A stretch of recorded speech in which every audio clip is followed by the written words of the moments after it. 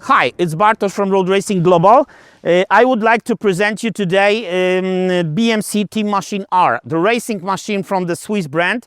It's already few years after the premiere of this model, but it's worth to mention and to add my few words about this bike mainly because I have a comparison with other top-of-the-line bikes from other brands like Villiers, Trek, Specialized or other manufacturers that I have recently tested and reviewed. First and foremost, during the procedure of developing this bike, BMC company was cooperating with Red Bull Technologies, so the part of the Red Bull company that is responsible for F1 projects, and they helped the BMC to cope with the aerodynamics and carbon layup also, because they also have a huge knowledge about carbon, how to use it, in which kind of carbon, how to apply it, how to connect all this together to achieve desired results.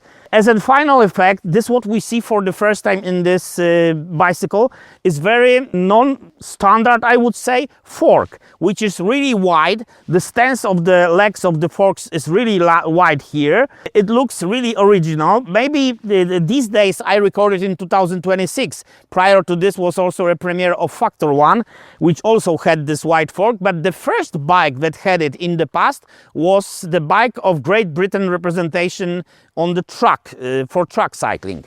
What does it give? It allows the air, turbulent air, to pass the fork in pretty fast and efficient way and to hit gently here the base of the bike. This what you see here is my brother's little Rottweiler. She's very friendly. He has another Rottweiler already grown up, a male, and this is a female. There you see the male. He's coming to us. Okay, so the first thing that you see is the huge fork. Then, of course, all the frame is sculpted for an efficiency in aero. Or what you see here, those cages for the bottles are hidden between the down tube. You can use here round bottles without an issue. This is all fitted exactly like it should be, similar a bit to a Giant approach. And this also is very convenient for the cyclists. I had bikes like Trek Madon SLR or Villiers Filante SLR ID2 where there was these aero bottles. I never used it because it's so inconvenient to use it that I simply don't want to mess with this around. The thing here, the positive thing by BMC is that it is very well balanced bikes. The front end is stiff, it's very predictable. It gives you the ability to lean into the corners with confidence. And the same thing is here with the bottom bracket, the Mariana bottom bracket. It's huge, it's very similar to Pinarello Dogma F. It's really big, and the size of this bottom bracket gives you the necessary stiffness, as well as it's all constructed like this, that you still achieve enough comfort on the saddle in this bike. The acceleration of this bike is really awesome. I can compare it to many previous bikes that I have ridden. It's really okay here, and it's really stable. This is the advantage of BMC, I would say. We have 60mm wheels here. They are not perfect in handling side winds, for sure. They struggle a bit when the wind is really strong. With this bike, we can cope with this really easily. The wheelbase here is somewhere around 986mm, so far as I remember. So it's a bit longer than usual by race bikes, and it gives the additional stability and also the aerodynamics things related to aerodynamics by 40 kilometers per hour or above gives you such a confident feel. A few words about the setup of this bike.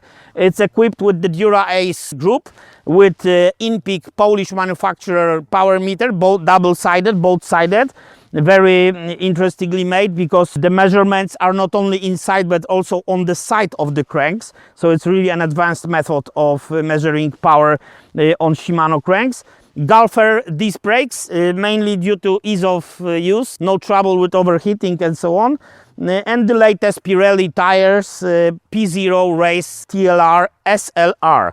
The saddle of choice is, as usual, Specialized Phenom with 3D printed coverage. The weight of this bike without pedals is 6.97 kilograms. This saddle is pretty heavy. It weighs 270 grams, so weight can easily be dropped. If you will use some lighter wheels or other saddle, you can easily go for 6.7 or 6.6 even. The reason for this low weight by this particular bike is the paint also. As you see, it's really a light kind of paint without the glossy covering. It's just a subtle paint here and the logos, and that's it basically.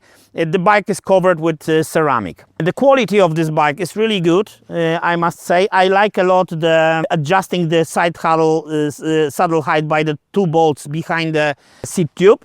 You can do it really precisely. It's like on Factor or on Basso bikes. These days it's pretty, it became popular because it's efficient. I think it's pretty safety also for the frame. The same you have also in Pinarello Dogma F. Maybe the BMC Teammachine R wasn't the loudest bike of our last 3 years, but it deserves a bit of attention from your side. If you are looking for a truly sport bike with great handling, great acceleration and very good weight also in this paint for sure, and in this size it's 51. I understand that 56 can weight a bit more, but the weight is really acceptable as for today's circumstances. You can take a look at this bike also.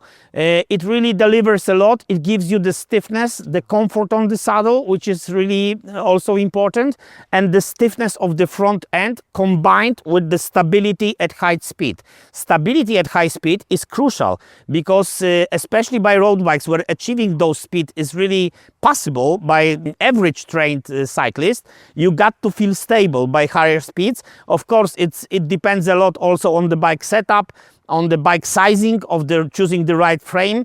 I take care about this on my service here in Poland on bikeselection.pl, where I meet with people and we organize meetings which are meant to choose the right frame size for the cyclist based on his measurements. It's really popular here. I think that if you will be interested from abroad, we can do it as well in English. For me, it's really not a problem. BMC has also a bike for pure climbing, but I don't see really a reason to change the bike when you have machine like this. And I'm more than sure that Tudor racers will prefer much frequently to choose this bike, also due to aerodynamic.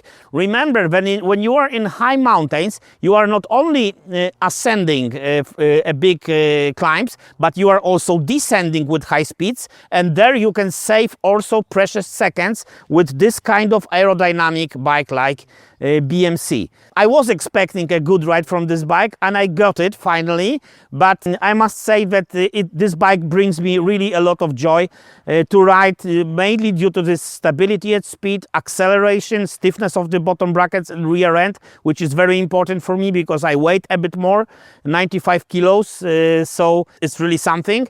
And for myself, this bike is really okay. Any downsides? Maybe I would prefer to have this bike in slightly different paint. This is the thing that I here consider as a way to eventually do something with it. But outside of it, this paint that we have here reduces the weight. But this is the reason that I don't appreciate it a lot, because I think that 100 or 200 grams doesn't make a substantial difference in a bike, generally speaking. So all in all, I find this bike really useful when you want to have a bike for a nice fast loop in the afternoon, or you want to race. It's the bike for you. Okay, so that's it from my side. Remember to push the subscribe button, to comment this video and to give a like if you think it helped you a bit, and see you next time.